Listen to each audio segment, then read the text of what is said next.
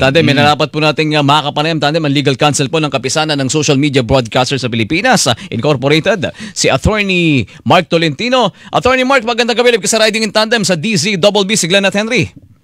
Magandang gabi po, Henry at saka si Glenn. Yan. Sir, ako nag-cover sa inyo one time sa NBI. Wag na lang ho natin pangalanan yung ating pong mga inireklamo dahil kakailanganin natin kunin pa yung kanilang panig po rito, sir. Pero ano ba yung advocacy ngayon, sir, ng grupo po ninyo, sir?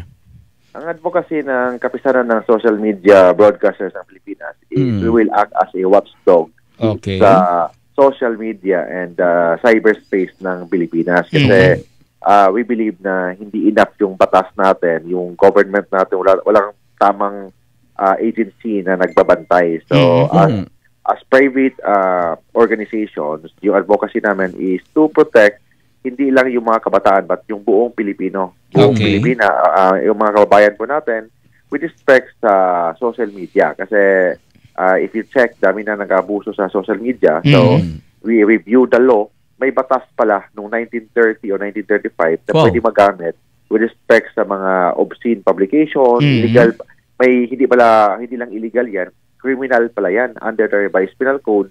And worst, may in relation sa cybercrime, mas mataas na ang penalty compared dati na up to 12 years lang, but ngayon pwedeng umabot ng 20 years and up to 200,000 fine. So i-review namin lahat yan, lahat ng mga batas na pwedeng magamit just to protect yung taong bayan natin na yung lalo na yung mga umaabuso sa social media. Opo. Attorney, bago lang sa aking pandinig itong ating samahan. Kailan ho ba nabuo to? Actually, nabuo yan in 2017. Yung chairman natin is a doctor by profession, medical doctor. Then, nag-start kasi yan sa may isang program ng TESDA to parang mag-i-train yung mga kababayan po natin paano mag-operate o mag-manage ng isang social media. And in fact, may isang course yan in partnership with TESDA. So, umabot na more or less mga 1,000 graduates na tayo dyan. So, yun ang first step na ginagawa ng Kapisanan. Actually, then pagkatapos niyan, ngayon, nung pumasok tayo bilang isang abogado nila, so sabi ko na I think may batas tayo to protect sa ating mga kababayan with respect to social media. So ito yung revised penal code article 201 in relation to cybercrime. Kasi sabi natin yung freedom of press, yung sa freedom of expression, hindi naman absolute yan. May mga limitation. Ano ba na limitation? Of course, yung tinatawag natin ng law on libel. Law on libel, may tinatawag tayong cybercrime, cyber libel, then may pangalawa pa lang limitation. Ito yun, yung Article 201 of the Revised Penal Code in relation to cybercrime. So sir, specifically sir, ang nakikita po nating nagiging problema at lantaran at laganap na talaga sir, yung sobrang pagpapasexy ba, pornografiya, paano po ba sir? Iba kasi yung art, iba yung pornography, iba yung bastos, iba yung art. Diba? So yung art, kung pakita, may mga painting, may mga painting na nude. We consider it as an art. Correct. Yung art. But pag ginagamit na for commercial purposes, hindi na art yan. Ginagamit na for commercial purposes, ginagamit na to influence yung taong bayan, to corrupt the minds ng taong bayan, hindi na matatawag na art yan. Doon na pumasok ang Article 201, yung tinatawag na obscene publication, yung mga bastos na mga publication, or it affects public morals, doon na pumasok yung Article 201. Alam mo sir, ito pa yung malungkot dito, no? The more na ikaw yung nagpapasexy tandem, aminin mo hindi sir, di ba? Ito yung mga nakakakuha pa ng maraming advertisement. Tama ho ba, attorney? Yes, tama. Sila pa yung kumikita. Iba yung sexy, iba naman yung pornography. So kailangan natin ihiwalay yung concept being a sexy is an art to pakita mo yung beauty mo, pakita mo yung kagandahan mo. True. Art yan. Karapatan mo yan na to pakita mo yung legs mo na makinis. Art mo yan. Karapatan mo yan, but not to the extent na to corrupt the minds of the public. Iba na yun. Hindi na art yun. Yun ang tinatawag na obscene publication. Gusto ko yun, sir. Gusto ko yun. Maganda yan. Maganda kasi, yan. depende kasi, attorney, sa interpretasyon, no, ng mga Isa rin yan. tao. Kasi merong ang kanilang pag-isip, sexy. Pero sa kanila na yun, ay kalaswaan na kagad. Oo. Ibig bang... Actually, walang interpretation yan. Of course, iba yung interpretation mo, iba yung interpretation ko. Yun nga po ibig sabihin ko. But hindi yan ang pinag-usapan natin. Kasi may batas. Okay. Ang batas, nagbibigay ng test about this. May test na ano yung bastos, ano yung art. May test. And we follow the jurisprudence ng Estados Unidos. May test na, for example, it already corrupts the minds of the people.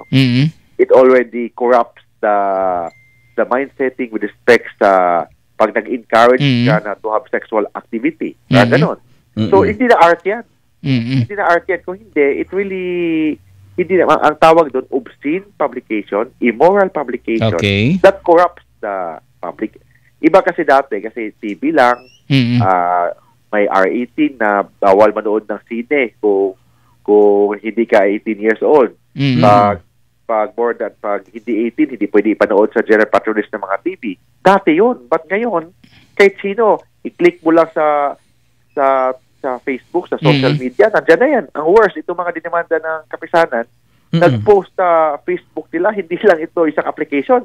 Okay. Nag-post mismo sa personal Facebook verified page. Verified page, hindi nila pwedeng ma-deny kasi it's a verified. Kasi verified, if you check the Facebook, pag may check na blue, ibig sabihin verified yan. Yan. Like this is the Wolby. Check yung this is the Wolby. Tingnan yung Facebook page niyo, may naka-check na blue. Ibig sabihin verified. Okay. Verified yan. Nag-submit kayo ng mga proper identification para ma-verified yung account niyo. Okay. Yan din yung ginagawa ng mga celebrity na demanda natin. Pinost nila yung mga sexual acts nila. May hindi lang sexual activities. May mga sexual statements pa na papabastos. Hindi na art yan. Tapos, pinost nila sa Facebook page nila, sa mga YouTube pages nila na anybody has an access. Yun nga. Yun ang mabigat doon. Sir, paano pag ganito? May nagtatanong tayong mga texter ho natin dito. Sir, paano po yung may subscription naman? Papasukin din daw ho ba ng inyong grupo yon? Yung mga subscription, huwag natin banggitin yung... We will study it. But ang una naman ginagawa, yung madaling ma-access ng mga kabataan, madaling ma-access ng kahit sino. Which is Facebook, yung munang inuna natin. But with respect sa mga may subscription, give us time to study about the legal aspect of that. Opo, ito may nagtatanong din, attorney, papaano naman po daw yung fake news at iba pang usapin po na immoralidad po, saklaw din po ba ng ating grupo yun, sir? Yes, saklaw. Okay. Basta anything about social media, yun ang focus natin. So, nag-focus muna tayo sa mga influencer. Bakit influencer? Because they are influential. Okay. So, kung idemanda natin yung isang ordinaryong nagpapasexy, naghuhubad sa Facebook, walang impact yan sa tao. So, pinocus, yes, we will fight against them, but nag-focus kami sa mga influencer. Dito muna, okay. To give message to sa public na hindi absolute ang freedom of freedom of expression, freedom of art, express your art, express your feelings, hindi absolute yan. Okay. So, dapat sampulan natin yung mga influential. So, unfortunately, sila mga sikat. So, sila muna inuna natin. Kaya nga, attorney, ganito, ano ba to? Anong basa ninyo? Hindi naman na ba kinakaya ng Facebook at TikTok ito? Sa sobrang dami na po ng may content. Ang hirap i-screen eh. Iba kasi yung Facebook kasi may tinatawag na community rules and regulations. Okay. Ang power ng Facebook, ang power ng YouTube is to delete the page. Yun lang. Or to unsubscribe the page. Yun lang ang power nila. Hindi yun ang trabaho ng kapisanan or yung batas ng Pilipinas. Ang batas ng Pilipinas will focus hindi sa pagtanggal sa Facebook page ng isang tao, isang sexy person. Hindi ganun ang objective natin. But to implement the existing law of the Philippines. Bibigyan ng ngipin ang batas ng Pilipinas na existing mo na ngayon. So, ang existing na batas natin ngayon, yung Article 201 of the Revised Penal Code in relation to cybercrime. Yun muna kami nag-focus. Okay. Obscene, tandem. Sige, attorney. Ang purpose natin, kasi criminal case to, at least may makulong na mga celebrity na nagpapasexy dyan na bastos sa Facebook at saka sa YouTube. Yun muna ang unahin natin. So, iba yung objective ng Facebook at saka YouTube kasi tanggalin na nila ang page. At Ganun lang. objective ng kapisanan is May managot. criminally para makulong sila and to give justice yung mga nabiktima nila kasi habang nanonood tayo, yung mga ginagawa nilang mga sexy, of course, may mga lalaki diyan. Art daw or sexy daw, But to the extent it will really affect the mindset or it will corrupt the mind of the people. Hindi mo na alam yung nangyari doon sa nakanood.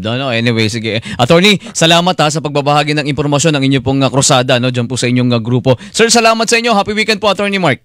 Okay, happy weekend. Yan, tandem mga kapuso, si Attorney Mark Tolentino, siya po ang legal counsel ng kapisanan ng social media broadcasters sa Pilipinas Incorporated Tandem. May